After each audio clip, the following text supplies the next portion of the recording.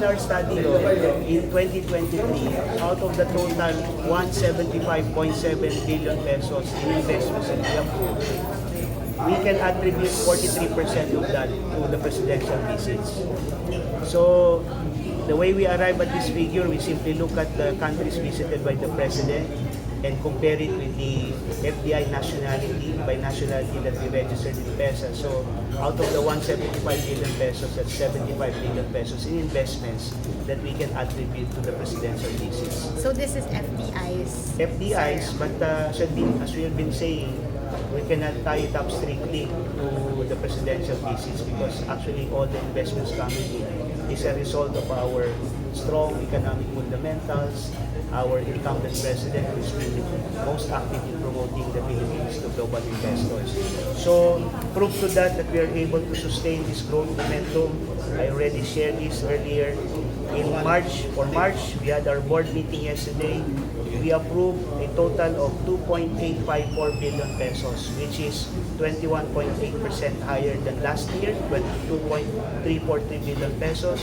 And if we account for our first quarter performance, this is for January to March, our current approval is at 14.951 billion pesos, which is 19.25% higher than 12.537 billion pesos. DG, can you cite some industries that benefited from these investments? Yung dun sa 43% na? Well, I would say these investments are predominantly by our electronics companies, especially IT BPM. We see some investments from metal industry and transport because of the entry of the electric vehicles.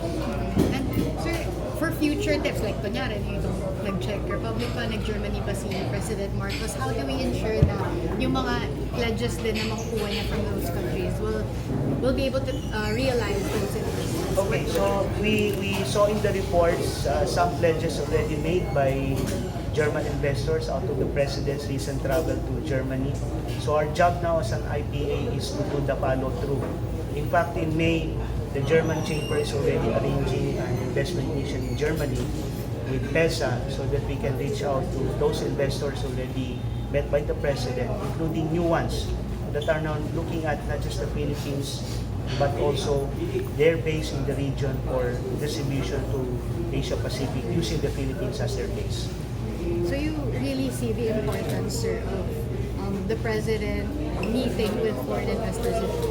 Well, yes, it's very important, very effective. I would say that it's because of the President reaching out to different economies and taking advantage of our FTAs, free trade agreements, that we as a nation are able to attract also investments.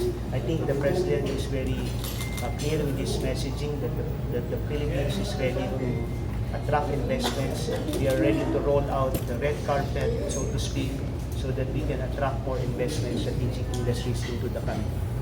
Thank you, sir. Sir, quick follow-up lang. Regarding din sa investments, sa 43% na nabanggit natin from the travels, ilan yung nag-generate na jobs? Well, yung gestation yan will range from 1 month to 12 months. We have a record of the projected employment, but if we are to gauge it on the basis of the actual employment generated, right now for 2023, it's a bit slight decrease, less than 2%.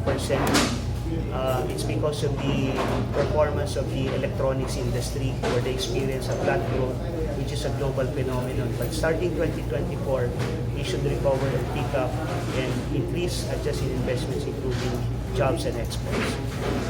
Sir, estimated date lang po, mga kailan po mararamdaman yung pagbaba ng presyo ng gamot? Well, yun nga, gaya ng nasabi ni Doc Sakati at na-explain ko rin, there are 2 stages to Ecozone applications. Yung Ecozone development will be the first. Ang gusto sabihin yan, ready mo pa lang yung area to be able to host yung mga locator companies. So we're not in a position to say kung kailan papasok ang locators because they will only come in once they're already from great economic zones. Ginagawa mo lang ito, we need to engage with other agencies because we cannot do this alone. Sa DNI, yung processing ng ECC nila, sabi namin, para mag-produce, nag-pick up kami ng mga experts namin, environmental